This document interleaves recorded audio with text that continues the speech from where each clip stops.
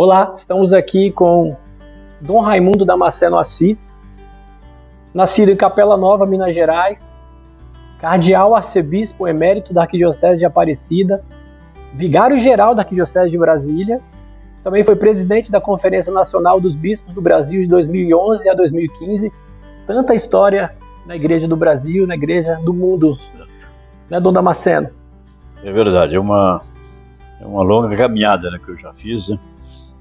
Comecei essa caminhada, é claro, desde o início, né, da minha vocação, que começou com os irmãos maristas, em Capela Nova, quando o irmão passou por lá e visitou nossa escolinha lá em Capela Nova, e depois de uma aula de catequese e informações sobre os maristas, ele perguntou quem queria seguir.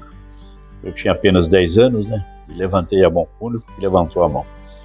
E depois, então, o irmão me disse, que eu era tão pequeno, né, 10 anos, ele falou, eu vou buscar um outro jovem que se comprometeu a ir comigo para Mendes, né, era na cidade de Mendes, estado do Rio de Janeiro, e vou passar tal dia na estação ferroviária em Carandaí, que fica perto de Capela Nova. Não havia ferrovia em Capela Nova, nós usávamos um ônibus até Carandaí, e de Carandaí, então, as pessoas procuravam outros destinos através de outros meios, né, de comunicação. Então, tal dia, tal hora, marcado pelo irmão, eu estava na estação ferroviária. E o irmão apareceu, então me levou para o Rio. Fiz então todo o meu ensino fundamental com os maristas, no estado do Rio de Janeiro, internado. E nesse período, então, fiz um discernimento vocacional. Vi que a minha vocação não era para a educação de jovens, né, de adolescentes, mas eu queria ser padre.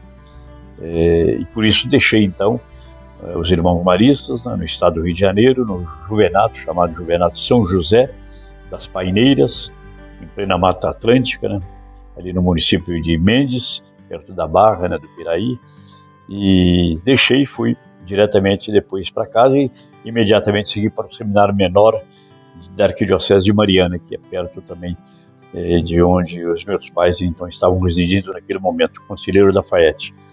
Fui para o seminário menor, fiz o ensino médio, né? Terminei o ensino médio, comecei a filosofia também em Mariana, no seminário maior, e ao terminar então a filosofia no seminário maior São José, da Arquidiocese de Mariana, o bispo prometeu a Dom Nilton uma ajuda de oferecer-lhe, né, um seminarista concluindo o curso de filosofia, naquela época, em 1960.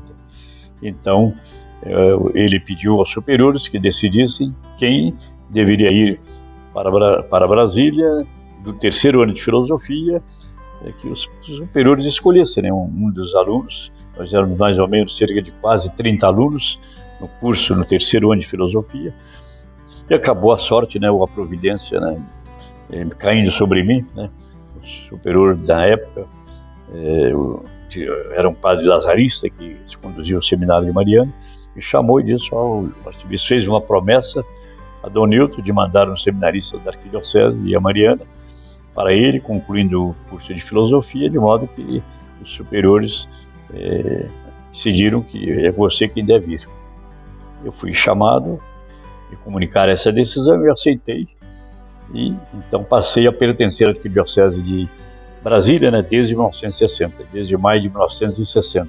Então, de uma certa forma, Dom Damasceno, a história da sua vida se confunde com o início da história da igreja em Brasília, né? Sem dúvida nenhuma. Eu sou o primeiro seminarista, nenhum outro bispo, né, apresentou um seminarista para ajudar o arcebispo de Brasília. Foi o meu arcebispo que fez essa oferta e a cumpriu, e acabou sendo eu o escolhido para vir para Brasília. Antes de mais nada, eu quero agradecer a sua abertura, o seu sim para Busca Santa, para poder estar conversando um pouquinho sobre esses primórdios da Igreja de Brasília, né? Certo.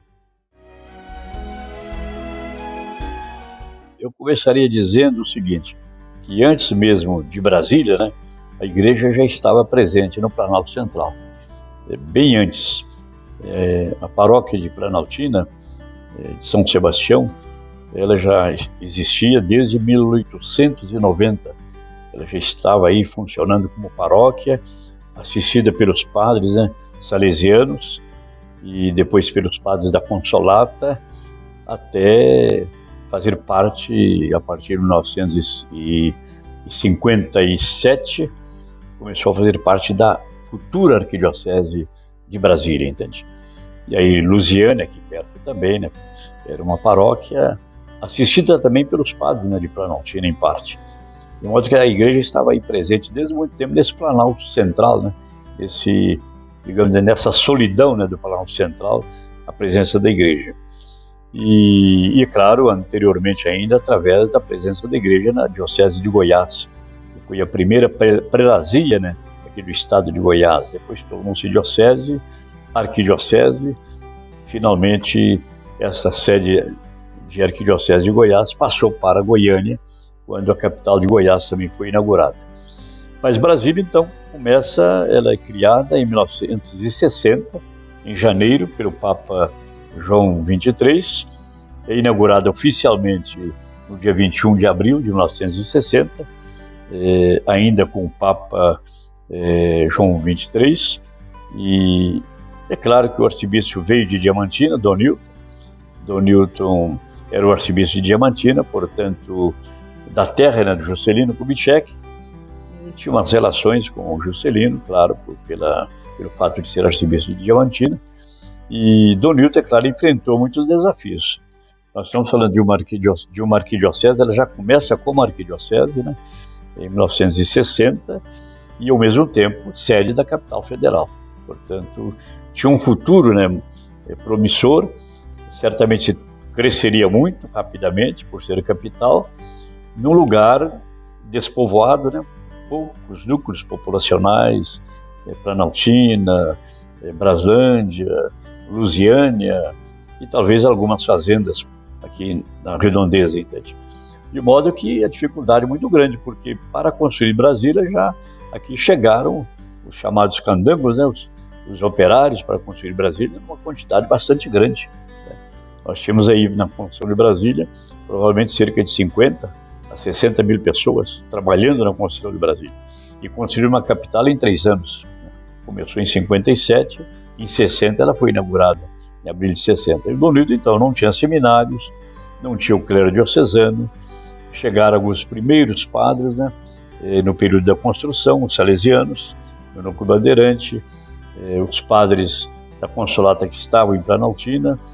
Depois chegaram também com o Dom Newton 3 padres vindos de Diamantina, como auxiliares assim mais próximos, né, mais imediatos dele, de modo que havia uma carência de sacerdotes.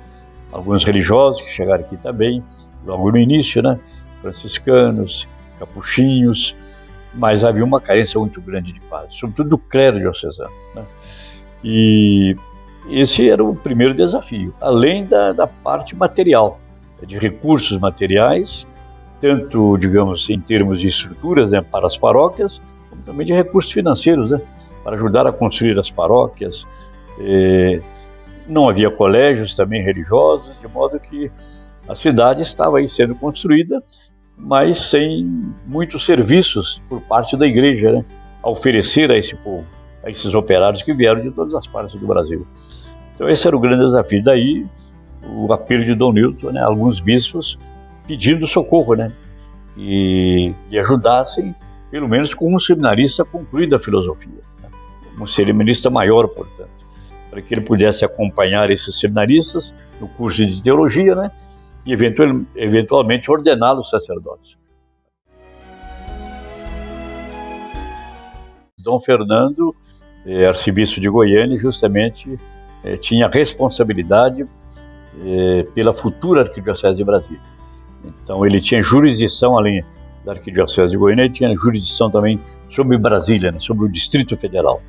De modo que ele que conduziu, digamos assim, essa futura arquidiocese no seu início, né, nomeando os primeiros párocos, criando as primeiras paróquias.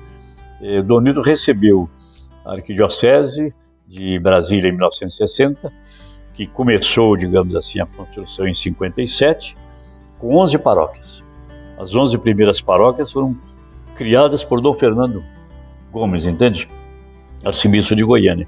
Quando então, em 21 de abril de 1960, inaugura-se oficialmente a arquidiocese, juntamente com a inauguração da nova capital.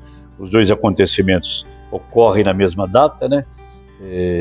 No mesmo dia, de modo que após a missa, né, da meia-noite, no dia 20, né, para o dia 21, de inauguração da capital, depois de algumas cerimônias também pela manhã, no Congresso, no Palácio do Planalto, algumas cerimônias oficiais, né, com embaixadores, enfim, com representantes dos três poderes, inaugura-se também na catedral, que estava em construção, numa sede de madeira, que era justamente uma espécie de canteiro, né, de obras. Ali Dom Nilton toma posse também como arcebispo de Brasília a partir de 1960. E aí, é claro, ele permanece até 84, quando deixa a arquidiocese para ser sucedido por Dom Falcão, Dom José Felipe Falcão, segundo arcebispo de Brasília. E Dom Nilton cria também várias paróquias. A minha ideia, inclusive, é de terminar esse período até 84, né? Eu paro aí no meu livro, eu chego até o ano 70, com o Congresso Eucarístico, mas pretendo continuar, né, tratando desses outros 14 anos que restam, né, de 70 a 84, terminando assim o período do primeiro arcebispo de Brasília. Então, o Dom Nilton criou, digamos, plantou, aí, depois do Dom Fernando, essa estrutura que foi permitindo a igreja também se consolidar, né, aqui no Distrito Federal, e cada vez mais criando recursos, meios, né, de poder atender religiosamente, pastoralmente, espiritualmente a população que aqui chegava.